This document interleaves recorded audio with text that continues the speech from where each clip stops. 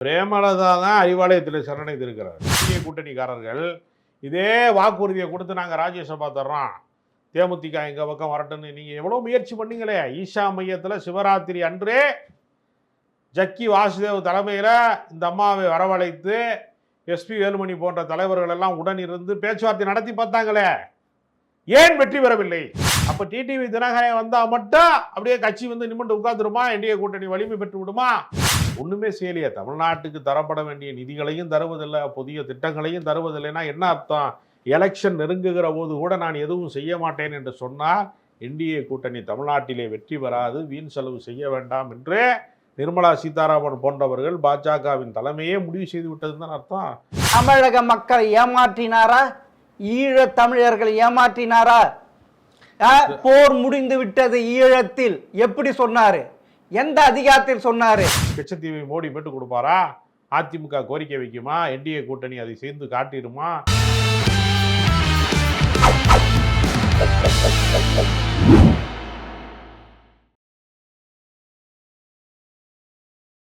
நீங்க சொல்றது தமிழர்கள் சொல்றீங்களே, இது திமுகவுக்கு சொல்வதற்கு தகுதி இருக்கா? ஏன் என்ன தகுதி இல்ல? 2009 இலங்கையில் 1.5 லட்சம் ஈழ தமிழர்கள் படுகொலை செய்யப்பட்டார்களே, அதுக்கு துணை போன திமுக நம்ம துணை போகல. அது இல்ல, ஆள் என்னது படுத்துட்டு இருந்து 3 ஹவர்ல முல்லைத்தீவில் போர் நிறுந்து விட்டது. அப்பதான் 1 லட்சம் ஈழத்தமிழர்கள் கொன்றார்கள். அதற்கு துணை போனவர் திரு கருணாநிதி அவர்கள். இது வரலாறு, இந்த வரலாற்றை மறைக்க முடியாது. அப்படி இருக்க பாஜக தான் தமிழர்களுக்கு எதிரின்ட்டு நீங்க கட்டமைக்கிறீங்க சார். அது கச்சத்தீவிலே கச்சத்தீவை மீட்க வேண்டும் என்பதாக இருந்தாலும் சரி, ராமேஸ்வரம் மீனவர்கள் திடீரென்று பிடிபட்டார்கள், சிங்கள இராணுவத்தால் பிடிபட்டார்கள் என்ற நிலைமை வந்தாலும் சரி, நாம் யாருக்கு கோரிக்கை வைக்கிறோம்? மத்திய அரசாங்கத்தான கோரிக்கை வைக்கிறோம். ஏன் தமிழக மீனவனை சிங்கள கடற்படை இலங்கை கடற்படை கைது செய்கிற போது மத்திய அரசாங்கத்தை நோக்கி எதுக்கு நம்ம கேள்வி கேட்கிறோம்?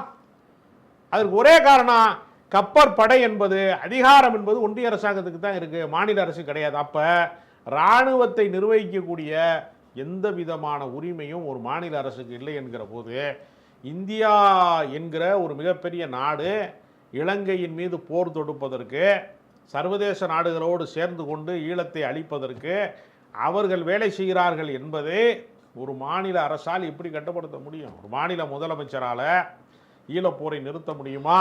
அப்படி அவருக்கு என்ன அதிகாரம் இருக்கு? அப்படி இருக்க கருணாநிதி தமிழக மக்களை ஏமாற்றினாரா? ஈழ தமிழர்களை ஏமாற்றினாரா? போர் முடிந்து விட்டது ஈழத்தில் எப்படி சொன்னாரு?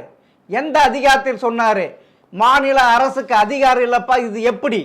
போரை நிறுத்துவதற்கு, பொய்யில வளர்ந்தவரா? போரை நிறுத்துவதற்கு அவர் அன்றைக்கு இருந்த மத்திய அரசாங்கத்தை அவர் கேட்டுக்கொண்டார், உண்ணாவிரதம் இருந்தார், கோரிக்கை வைத்தார், போராடினார். தமிழர்களை எப்படியாவது மீட்க வேண்டும், ஈழத்தமிழர்கள் கொத்து கொத்தாய் சாவதை தடுத்து நிறுத்த வேண்டும் என்கிற கோரிக்கையை அவர் வைத்தார் என்பது உண்மை.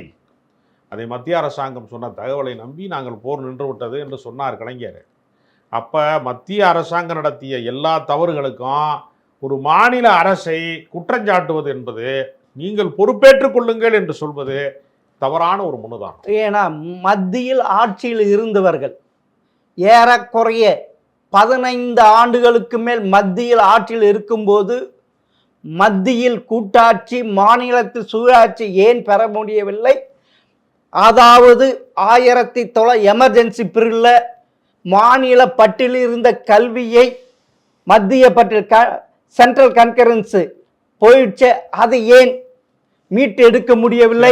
கச்சத்தீவை ஏன் மீட்டெடுக்க முடியவில்லை? இல்லை, முக்கியமாக வாங்கினார்கள் வருமானம் உள்ள இலாக்காக்களை எல்லாம் மத்தியில் வாங்கினார் இல்ல திரு கருணாநிதி அவர்கள்.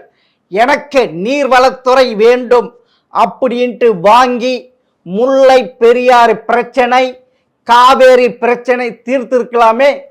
ஏன் அதை செய்யல திரு கருணாநிதி அவர்கள், திரு ஸ்டாலின் அவர்கள்?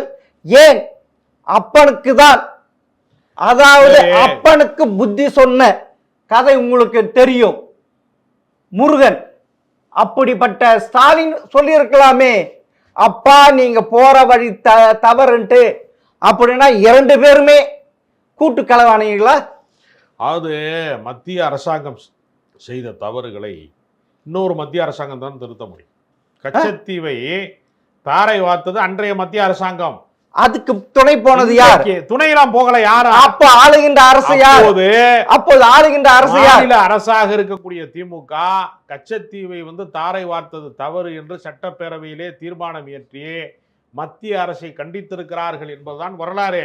மடை மாற்ற வேணாம், உங்களுக்கு ஏற்ற மாதிரி மடை மாற்ற வேண்டாம். இது உண்மை சம்பவம். சட்டப்பேரவையிலே தீர்மானம் இயற்றியதற்கு ரெக்கார்டு இருக்கு. நான் ஒன்னும் கட்டுக்கதையெல்லாம் சொல்லல. அது கச்சத்தீவுக்கு இவர் உடன்படவில்லை. ஆனால் அவருடைய பழியை தூக்கி அவர் மேல போட்டாங்க. இல்ல, முக்கியமான இலாக்கள் கொடுக்கவில்லை என்று, அதாவது மத்தியில் பதவி ஏற்பு விழாவை புறக்கணித்து விட்டு தான் தமிழகத்துக்கு வந்தார். அப்படிப்பட்ட முதல்வர் தான் திரு கருணாநிதி அவர்கள். அப்படிப்பட்டவர் தான் தான் குடும்பம் தான் வளர வேண்டும் அப்படித்தானே பார்த்தார். மாநில வளர வேண்டும் பார்க்கலையே. கட்சி தனி மெஜாரிட்டி பெறாத போது தமிழ்நாட்டிலே இருக்கக்கூடிய கட்சிகளினுடைய தயவு காங்கிரஸ் கட்சிக்கு தேவைப்பட்ட காலகட்டத்தில் வேறு வழி இல்லாமல் கூட்டணி அரசாங்கம் வளர்ந்தது. அப்பொழுது எங்களுடைய கோரிக்கைகள், திமுகவினுடைய கோரிக்கைகளை வைத்துக்கொண்டு அவர் சில இலாக்காக்களை பெற்றுக்கொண்டார். இது ஒன்றும் தவறு கிடையாது. அது கேட்டு பெற்றார். அப்படி இருக்கிறப்ப இதுதான் கேட்டு. எனக்கு கச்சத்தீவு வேண்டும் அப்படின்ட்டு ஒற்றை காலில் நிற்க வேண்டும். காவேரி பிரச்சனை தீர்க்க வேண்டும், அது ஒற்றை காலில் நிற்க வேண்டும். முல்லை பெரியார் பிரச்சனை தீர்க்க வேண்டும், ஒற்றை காலில் நிற்க வேண்டும். நெயில் நதி அதை பிரச்சனை தீர்க்க ஒற்றை காலில் நிற்க வேண்டும். எங்கே நின்றார் திரு கருணாநிதி, திரு ஸ்டாலின் அவர்கள்? அதாவது அந்த காலத்துல சேர நாட்டில் இருக்கிற மூறாம் படையெடுத்து போய் பாண்டிய நாட்டை அழிச்சது மாதிரிலாம் இப்போ அழிக்க முடியாது. சட்ட போராட்டத்தை நடத்தி காவிரி நீர் எங்களுக்கு தர வேண்டிய அந்த அளவில் தர வேண்டும், இத்தனை டிஎம்சி தரணும் அப்படிங்கிறத சட்ட போராட்டம் நடத்துவார்கள். அப்படித்தான் பேச முடியுமே தவிர நீங்கள் சொல்கிறது மாதிரி அவர் ஒத்த காலில் நிற்கிறாரா ரெட்ட காலில் நிற்கிறாராங்கிறது அல்ல. அவர் கருத்துக்களை முன்வைக்கிறார். ஜனநாயகத்தில் நாம் நம்முடைய கருத்தை வலியுறுத்துகிறோம். இப்போ கூட பாருங்க, தமிழ்நாடு சட்டப்பேரவையில் இயற்றப்பட்ட எத்தனையோ மசோதாக்களை, தீர்மானங்களை தமிழ்நாட்டினுடைய ஆளுநர் நிறைவேற்ற மறுக்கிறார். அப்படி நிறைவேற்ற மறுக்கக்கூடிய ஒரு ஆளுநர் மக்கள் பிரதிநிதிகளால் தேர்வு செய்யப்பட்ட மசோதாக்களை கிடப்பில் போடுவதன் மூலமாக செயலற்றதாக குப்பை தொட்டிக்கு போய்விட்டது என்று கூட பகிரங்கமாக சொல்றாரு. இப்போ தமிழ்நாட்டின் நலன்களுக்கு எதிராக இன்றைக்கும் முட்டுக்கட்டை போடுகிறார்கள். அதை எதிர்த்து போராடி கொண்டே இருக்கிறது. கச்சத்தீவை பாஜக மீட்டு கொடுக்குமா? நீங்கள் நீங்கள் இவ்வளவு குற்றச்சாட்டு சொல்றீங்களே, ஈழத்தமிழர்களுக்கான விடியலை பாஜக ஏற்படுத்தி தருமா? காங்கிரஸின் நிலைப்பாடு என்னவோ அதே நிலைப்பாட்டிலே தான் பாஜகவின் நிலைப்பாடு இருக்கிறது. ரெண்டுக்குமான வேறுபாடு என்பது மதச்சார்பற்ற கொள்கை மட்டும்தானே தவிர அடிப்படையிலே மாநிலங்களை ஒடுக்குவதிலே காங்கிரஸ்காரர்கள் தொடக்கம் என்று சொன்னால் அதனுடைய எக்ஸ்ட்ரீமான இன்னொரு வடிவம், அதனுடைய மிதமிஞ்சிய வடிவமாகத்தான் பாஜக இன்றைக்கும் திகழ்ந்து கொண்டிருக்கிறது. அதனால இதையெல்லாம் மீட்டு கொடுக்கக்கூடிய இடத்துல மோடி இருக்கிறாரா? கச்சத்தீவை மோடி மீட்டு கொடுப்பாரா? அதிமுக கோரிக்கை வைக்குமா? என்டிஏ கூட்டணி அதை சேர்ந்து காட்டிடுமா? ஈழத்தமிழர் மறுவாழ்வை உறுதி செஞ்சிருமா அப்படின்னு கேட்டால் அதுக்கெல்லாம் நடைமுறையில் பதிலே கிடையாது. குற்றச்சாட்டுக்களை மட்டும் திமுக மேலே படுவீங்க. தீர்வு காண்பதற்கு உங்களுக்கு பழி சொல்ல தெரியுமே தவிர ஒரு நாளும் வழி சொல்ல தெரியாது. சரி, விஜயகாந்தை 2011 சட்டமன்ற தேர்தலில் வடிவேலை வைத்து எப்படிலாம் அவரை தூத்தனீங்க, அதை கை கொட்டி சிரிச்சிங்க. அப்படிப்பட்ட வரை இன்னைக்கு அவர் நல்லவரா தெரிகிறாரா? அவர் இறந்து விட்டதனால் உங்களுக்கு நல்லவரா தெரியாதா? இதுலேயும் உங்களுடைய சுயநலம், நாம் எங்கே தோத்து விடுமோ என்று பயந்து போய்தான் பிரேமலதாவிடம் சரணடைந்துள்ளார் திரு ஸ்டாலின் அவர்கள். பிரேமலதா தான் அறிவாலயத்தில் சரணடைந்திருக்கிறார். திமுக போய் பிரேமலதாட்ட சரணடை. ஏன்னா 40% மேலான வாக்கு வங்கி வைத்திருக்கக்கூடிய திமுகவினுடைய திராவிட மாடலினுடைய இன்றைய ஆட்சி 0.5% இருக்கிற பிரேமலதாட்ட போய் கெஞ்சிச்சுன்னு சொல்றது வரலாற்று பிழை. அதனால் பிரேமலதா தான் தங்கள் கட்சியை காப்பாற்றிக் கொள்வதற்கு, தங்கள் கோரிக்கைகளை நிறைவேற்றிக் கொள்வதற்கு தன் கட்சியினுடைய தொண்டர்கள் விரும்புகிறார்கள் என்கிற கருத்தை முன்வைத்து முறைப்படி பேச்சுவார்த்தை நடத்தி திமுகவினுடைய அணியிலே வந்து சேருகிறாரே தவிர திமுக யாரிடத்திலும் சரணடையவில்லை. திமுகவிடமே சரணடையலையே. எங்க அடைஞ்சிருக்காங்க? இப்ப என்ன சரணடைஞ்சதுக்கு என்னென்ன உங்களுக்கு நிறைவேற்றுகின்ற உறுதிமொழியை கொடுத்திருக்காங்க. 150 கோடி நீங்க கல்லூரி விற்ற 150 கோடி திரும்ப பெற்று தருகிறோம். நீங்கள் போட்டியிடம் எதுக்கு செலவெல்லாம் நாங்க ஏத்துக்கிறோம். ராஜ்யசபா சீட்டு தரோம். இப்படி எல்லாம் பல உறுதிமொழி கொடுத்து தானே இட்டுட்டு வந்திருக்கீங்க. உறுதிமொழியெல்லாம் கொடுத்து ஏன் நீங்க என்டிஏ கூட்டணியில உங்களை தக்க வைக்க முடியல? ஏன் தக்க வைக்க முடியல? என்டிஏ கூட்டணிக்காரர்கள் இதே வாக்குறுதியை கொடுத்து நாங்க ராஜ்யசபா தர்றோம், தேமுதிக எங்க பக்கம் வரட்டும்னு நீங்க எவ்வளவு முயற்சி பண்ணீங்களே. ஈஷா மையத்துல சிவராத்திரி அன்றே ஜக்கி வாசுதேவ் தலைமையில இந்த அம்மாவை வரவழைத்து எஸ்பி வேலுமணி போன்ற தலைவர்கள் எல்லாம் உடன் இருந்து பேச்சுவார்த்தை நடத்தி பார்த்தாங்களே. ஏன் வெற்றி பெறவில்லை? ஏன் வெற்றி பெறவில்லைன்னா பிரேமலதாவின் கோரிக்கையை ஏற்பதற்கு அவர்கள் தயாராக இல்லை. அவருடைய கோரிக்கையை நிறைவேற்றுவதற்கு இந்த திராவிட மாடல் அரசு திமுகவினுடைய கூட்டணியில வாய்ப்பளிக்கிறார்கள். அதனால அவங்க வர்றாங்க. எந்த மரத்திலே வந்து கனி இருக்கிறதோ, எந்த மரத்திலே கிளை இருக்கிறதோ அங்குதான் பறவை வந்து உட்காரும். பட்டை மரத்துல மொட்டை மரத்துல உட்காருமா? உட்காராது. அதனால என்டிஏ கூட்டணி என்பது ஒரு பட்டை மரம். அது காய்க்காது, பூக்காது, கனியாது என்கிற காரணத்தினால அவர்கள் இந்த பக்கம் வந்துட்டாங்க. அதுதான் உண்மை. அதாவது பிரேமலதா வந்ததுனால் மிகப்பெரிய மகா கூட்டணி அமைச்சிட்டீங்க. இந்த மெகா கூட்டணி வெற்றி பெற்றுடுமா? 2011 சட்டமன்ற தேர்தலில் என்ன ஆனது? டிடிவி தினகரன் வந்ததுனால அதிமுக கூட்டணி சிதறிய வாக்குகள்லாம் திரும்ப வந்துருமா? வெற்றி பெற்றுவார்களா அப்படின்னு யாராவது கேட்டீங்களா? அப்ப டிடிவி தினகரன் வந்தா மட்டும் அப்படியே கட்சி வந்து நிமிண்டு உட்கார்ந்துருமா? என்டிஏ கூட்டணி வலிமை பெற்று விடுமா அப்படின்னு நாங்க திரும்ப கேட்போம்ல. சரி, நீங்க பிரேமலதா இப்படியெல்லாம் அனைத்து கட்சிகளும் கூப்பிட்டு கூட்டணி வச்சிருக்கீங்களே. இந்த ஆளுகின்ற அரசு திரு ஸ்டாலின் அவர்கள் இந்த ஆட்சியில் விவசாயிகள், அரசு அலுவலர்கள், பொதுமக்கள், பெண்கள் மொத்த பேருமே பாதிச்சிருக்காங்களே. அப்படி இருக்க எப்படி உங்களுக்கு வெற்றி வரும்? அதுவும் 200 தொகுதிகளை ஜெயிப்போன்றீங்க. அதற்கு காரணம் மக்கள் நல திட்டங்கள் இருக்கிறது.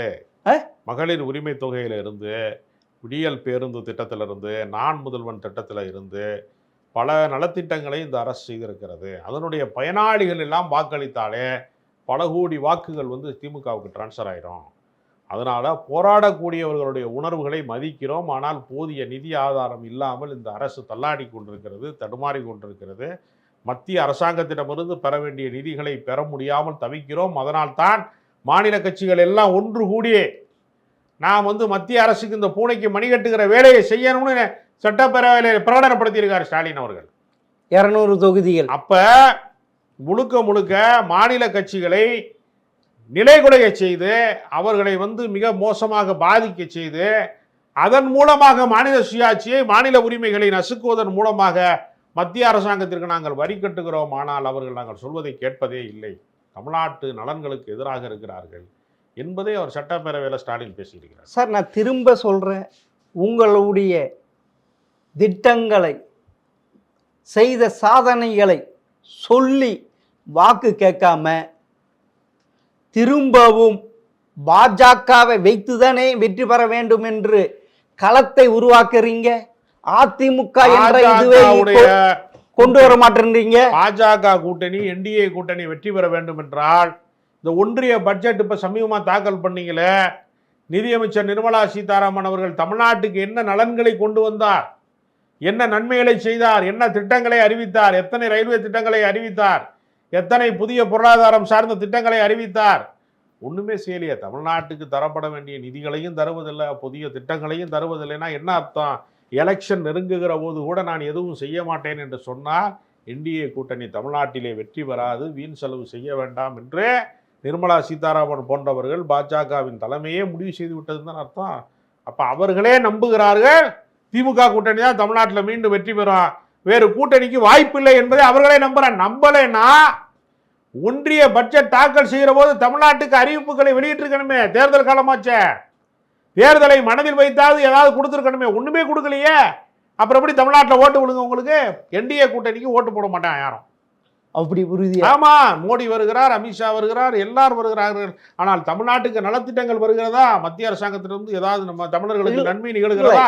ஒண்ணுமே வரல.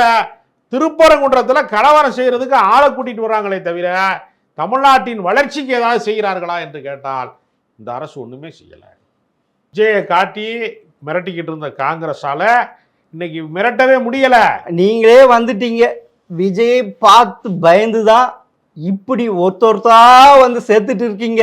எங்கே நம்மை விட்டு பெண்கள் வாக்கு போயிடுமோ, ஜென்சி வாக்கு போயிடுமோ, இளைஞர் வாக்கு போயிடுமோ என்ற பயத்தினால்தான் பிரேமலதாவையும் கூப்பிட்டீங்க, கமலஹாசனை கூப்பிட்டீங்க. இப்ப நீங்க இக்கட்டான இருதொலி கொல்லி எறும்பாக மாட்டிட்டீங்க.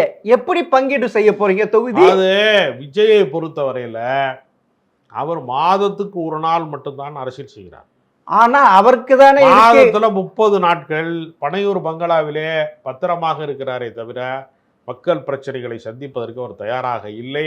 தன்னுடைய கட்சி நிர்வாகிகளை கூட அவர் சந்திப்பதற்கு தயாராக இல்லை. தன் கட்சிக்காரர்களுடைய 2ஆம் கட்ட தலைவர்களை கூட அவர் பார்ப்பதற்கு தயாராக இல்லை. மக்களை சந்திக்கவே இல்லை. விஜயை பார்த்து ஏன் பயப்படுறோம்னா, விஜய் கூட்டத்துக்கு பார்வையாளராக போனால் ஜனங்களாக போகிறவர்கள் பிணங்களாக திரும்பி வருகிறார். இப்போது கூட கடைசியாக நடந்த கூட்டத்திலே கூட ஒருத்தர் சூரஜ் என்று சொல்லக்கூடிய இளைஞர் திடீரென்று அவர் இறந்து போயிட்டார். யாராவது மத்தியான உச்சி வெயில்ல 12 மணிக்கு பொதுக்கூட்டம் போடுவதை எங்கேயாவது கேள்விப்பட்டிருக்கிறீர்களா? யாரோ ஒரு முட்டாள் ஜோசியக்காரன் சொன்னான் என்பதை கேட்டுக்கொண்டு மத்தியான உச்சி வெயில்ல கூட்டம் போட்டு வெயில்ல சுருண்டு விழுந்து சாகுவதற்கு நீங்கள் காரணமா இருக்கிறீங்க. மறுபடியும் விஜய் தவறு செய்து கொண்டே இருக்கிறார். அது தடுக்க வேண்டிய மாநில அரசு தான். மாநில மக்கள் இதே மாதிரி பாதிக்கப்படுவார் தெரியும் இல்ல? நீங்க இவ்வளவு தூரம் சொல்றீங்கல்ல, தெரியல. இதுக்கு 12 மணிக்கு பகல் 12 மணிக்கு அனுமதி தர முடியாது என்று அந்த மாவட்ட கலெக்டரும் டிஎஸ்பி சொல்லி இருக்கலாம்ல. அவர்களுக்கு எங்க அறிவில்லாம போயிடுச்சு? ஆளுகின்ற அரசுக்கு எங்க போயிடுச்சு அந்த இது? அது ஏற்கனவே நிபந்தனைகள் விதிக்கிறோம் என்று சொன்னாலே அவர் எங்களை ஒடுக்குகிறார்கள், எங்களை வந்து கட்சியை விட்டு நடத்த விடாமல் செய்கிறார்கள் என்று கூக்குரல் போடுகிறார்கள், ஒப்பாரி வைக்கிறாங்க. மீறி அனுமதி கொடுத்தா மரணத்தை விளைவிக்கிறார்கள். ஏறத்தாழ இதுவரைக்கும் தமிழ்நாட்டிலே 50 மரணங்களை வந்து விஜய் நிகழ்த்தி இருக்கிறாரு. 41 மரணம் கரூர்லன்னு சொன்னா, முதல் மாநாட்டில் 3 பேர் விக்கிரவாண்டியில், அடுத்து மதுரை மாநாட்டில் 3 பேர், வரிசையாக ஒவ்வொரு கூட்டம் நடத்துக்கிற போதும் 2-3 பேர் இறந்திருக்கிறார்கள். தொடர்ச்சியாக இப்பொழுது சூரஜ் என்கிற இளைஞர் இறந்திருக்கிறார். எனவே அதற்கெல்லாம் பொறுப்பேற்றுக் கொள்வதற்கு கூட அவர் தயாராக இல்லை, இரங்கல் செலுத்துவதற்கு கூட தயாராக இல்லை, பாதிக்கப்பட்டவர்களை பார்ப்பதற்கு தயாராக இல்லை என்றால் விஜய் போன்ற அரசியல்வாதிகள் தமிழ்நாட்டின் சாபக்கேடாக வந்திருக்கிறார்கள். எந்த அரசியல் புரிதலும் இல்லாத ஒரு ஜென்சி தலைமுறை, ஒரு இளம் தலைமுறை, ஒரு சினிமா கவர்ச்சிக்காக அவர் பின்னால் அலைந்து கொண்டிருக்கிறதே தவிர அது உண்மையான அரசியல் கட்சி அல்ல என்கிற காரணத்தினால தான் ஜான் பாண்டியன்லேருந்து கிருஷ்ணசாமியிலிருந்து எந்த சிறிய கட்சிகள் கூட விஜயை நோக்கி போகவே இல்லை என்று சொல்வதன் மூலமாக விஜய்க்கு அரசியலிலே எதிர்காலம் இல்லை என்பதைத்தான் தேமுதிக போகாதன் மூலமாக காட்டுறாங்க. விஜயகாந்துக்கு விஜய்க்கு நல்லுறவு இருந்துச்சு, 2 குடும்பத்துக்குமே நல்லுறவு இருந்துச்சு. ஆனால் அதை தாண்டி தேர்தல் அரசியலிலே தாவேகா பக்கம் போனால் தேமுதிக ஜெயிக்காது என்பதற்காக தான் திமுக பக்கம் வர்றாங்க. அப்போ விஜய்க்கு உண்மையிலே மதிப்புன்னு ஒன்று கிடையாது. ஊடக வெளிச்சம் இருக்கிறதே தவிர அவருக்கு பின்னால் அரசியல் ரீதியான கட்டமைப்பு இல்லவே இல்லை. உங்களுக்கு ஒன்றும் தெரியுமா? திமுகவுக்கு காங்கிரஸ் இல்லைன்னா வெற்றியே பெற முடியாது. அந்த நிலைமையில் பிரேமலதா தேமுதிகவை கூப்பிட்டு நீங்க காங்கிரஸ் கூட்டணியிலிருந்து விலக்கிறதுக்கு தைரியம் இருக்கா? காங்கிரஸ் வந்து ஒரு நாளும் திமுகவை விட்டு போகாது. ஏனென்றால் அகில இந்திய அளவிலே திமுகவிற்கு காங்கிரஸ் தேவைப்படுகிறது. தமிழ்நாட்டிலே இருந்து 10 நாடாளுமன்ற உறுப்பினர்களை வெற்றி பெறச் செய்து இந்தியா கூட்டணியை வலிமை பெறச் செய்வதில் திமுக பெரிய பங்காற்றி இருக்கிறது. அதனால காங்கிரஸுக்கும் திமுகவுக்கு இருக்கிற கூட்டணி என்பது பூனை தன் குட்டியை கவ்வது மாதிரி, அது பூனை எலியை கவ்வது மாதிரி கிடையாது. அது ஒரு நட்பு முரண் தானே தவிர ஒரு பகை முரண் கிடையாது. விமர்சனம் செய்வதனாலே விரோதிகளாக மாறிவிட முடியாது. காங்கிரஸ் கட்சிக்கும் திமுகவினுடைய தலைமைக்கும் ராகுல் காந்திக்கும் ஸ்டாலினுக்கும் ஒரு நல்லுறவு இருக்கிறது. கார்கே போன்ற தலைவர்கள், செல்வப்பிரந்தகை போன்ற தலைவர்கள் திமுக கூட்டணி தான் நீடிக்க வேண்டும் என்று காங்கிரஸ் கட்சியின் மூத்த தலைவர் ப. சிதம்பரம் போன்றவர்கள் விரும்புகிறார்கள். எனவே கூட்டணியை உடைக்க வேண்டும் என்று நினைக்கிற இந்த திமுக கூட்டணி அழிந்து போக வேண்டும் என்று நினைக்கிற சக்திகளுடைய கனவிலே மண் விழுந்து விட்டது. கே.சி. வேணுகோபால் இது குறித்து யாரும் வாய் திறக்கக்கூடாது என்று உத்தரவு பிறப்பிக்கிறார். எனவே காங்கிரஸ் திமுக கூட்டணி உடையவே உடையாது. எனக்கு ஒரு சந்தேகம், பிரேமலதா கூட்டணியில் இருப்பாரா, இல்லை விசிக கூட்டணியில் இருக்குமா, காங்கிரஸ் கூட்டணியில் இருக்குமா?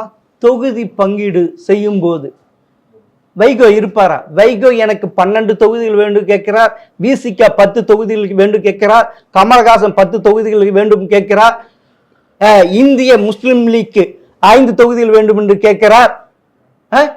இப்படி எல்லா கட்சிகளையுமே அழைத்து வெற்றி பெறுவதற்கு சாத்தியம் இருக்கக்கூடிய தொகுதிகள் என்ன என்பதை கலாய்வு செய்து உளவுத்துறையினுடைய ரிப்போர்ட்டின் அடிப்படையில் வெற்றிக்கு சாத்தியப்படுகிற தொகுதிகளை மட்டுமே தந்து, குறைவாக தந்தாலும் வெற்றி பெறுவதன் மூலமாக நிறைவாக தந்தார்கள் என்று சொல்லக்கூடிய அளவிற்குத்தான் திமுக கூட்டணி அரசியலை 22ஆம் தேதி பிப்ரவரி 22 பேச தொடங்குகிறார்கள். அது வெற்றிகரமாக இருக்கிறது, சாதகமாக இருக்கிறது. எந்த பாதகத்தையும் யாரும் விளைவிக்க முடியாது. எடப்பாடி பழனிசாமியோ என்டிஏ கூட்டணியில் இருப்பவர்களோ இந்த கூட்டணி உடையாமல் இருக்கிறதே என்கிற வருத்தத்திலே தான் இருக்கிறார்களே தவிர உண்மையிலேயே காங்கிரஸ் திமுக பிரிய போவது இல்லை. திமுகவுடைய இது ஒற்றுமையாகத்தான் இருக்கிறது. விசிகாவுடைய எந்த முரண்பாடும் இல்லை. யாருமே விமர்சனம் செய்வார்களே தவிர வெளியே போக மாட்டாங்க. இந்த கிரவுண்டுக்குள்ளே தான் ஆட்டம் ஆடுவார்களே தவிர இந்த மைதானத்தை விட்டு வெளியேறுவதற்கு ஒருவர் கூட தயாராக இல்லை. அப்படின்னா திமுகவின் அடிமைகளாக இருக்கிறார்கள் பிரேமலதா தவிர மீதி அனைத்து பேரும். அது கூட்டணியிலே இணக்கமாக இருந்தால் அடிமையாக இருக்கிறார்கள் என்று சொல்கிறீர்கள். அப்போ பாஜகவுக்கு அடிமையாக அதிமுக இருக்கிறதா என்று கேட்டால் அங்கு மட்டும் ஒப்புக்கொள்ள மறுக்கிறீர்கள். அப்போ எதற்காக சிபிஐ விசாரணையை காட்டி, மிரட்டி, வருமான வரித்துறையை காட்டி, அமலாக்கத்துறையை காட்டி தானே கூட்டணிக்கு அழைக்கிறார்கள் பாஜக? பாஜகவுக்கு அதிமுகவுக்கு என்ன கொள்கை கூட்டணியா? ஒரே கொள்கையில் இருக்கிறார்களா? ஒரே கோட்பாட்டில் இருக்கிறார்களா? ஒரே சித்தாந்தத்தில் இருக்கிறார்கள்? ஒன்றுமே இல்லையே. அதனால உண்மையிலேயே அடிமை கூட்டணி யாருன்னா அது எடப்பாடி பழனிசாமியின் தலைமையில் இருக்கிற கூட்டணி தான் அடிமை கூட்டணியை தவிர திமுகவிலே ஜனநாயக பண்போடு கூடியவர்கள் இருக்கிறார்கள் என்பதனால தான் எதிர்கருத்து பேச முடியுது. எதிர்கருத்தே பேச முடியல. இங்கே சலசலப்பு ஏன் இருக்கு? இங்கு இது ஓடுகிற ஒரு நதியாக இருக்கிறது, அது தேங்கிய குட்டையாக இருக்கிறது. அதுதான் காரணம். உண்மையிலே அதாவது முதல்வர் கனவு காண்கின்ற 200 தொகுதி வெற்றி பெறுவதற்கு வாய்ப்பு இருக்க இந்த கூட்டணி நாடாளுமன்ற தேர்தலிலே 40க்கு 40 ஜெயித்த கூட்டணி இது. இப்போ கூடுதல் பலத்தை கூட்டுவதற்காக மக்கள் நீதி மையம் கமலஹாசன் வர்றாரு, இந்த பக்கம் பிரேமலதா வர்றாங்க, ஓபிஎஸ் காத்து கிடக்கிறாரு திமுக கூட்டணிக்கு வர முடியாதான்னு ராமதாஸ் கதவை தட்டிட்டு இருக்கிறாரு. இந்த கூட்டணிக்கு எல்லாரும் உள்ள வர்றதுக்கு முண்டி அடித்து கொண்டிருக்கிறார்கள். இப்பொழுது புரியவில்லையாது வெற்றி கூட்டணின்னு. அதனால மிகப்பெரிய மாபெரும் வெற்றியை பெறுவார்கள். 200க்கு 200 அல்ல, இன்னும் கூடுதல் வெற்றியை பெறுவார்கள். தமிழ்நாட்டிலே எதிர்க்கட்சியே இல்லாத நிலைமையை உருவாக்கக்கூடிய ஆற்றலோடு ஸ்டாலின் திகழ்ந்து கொண்டே இருக்கிறார். பொறுத்து இருந்து பார்ப்போம் சார். நீங்க சொன்னது நினைவாகிறதா இல்லது கனவாகிறதா என்பது பொறுத்து இருந்து பார்ப்போம். மிக்க நன்றி சார்.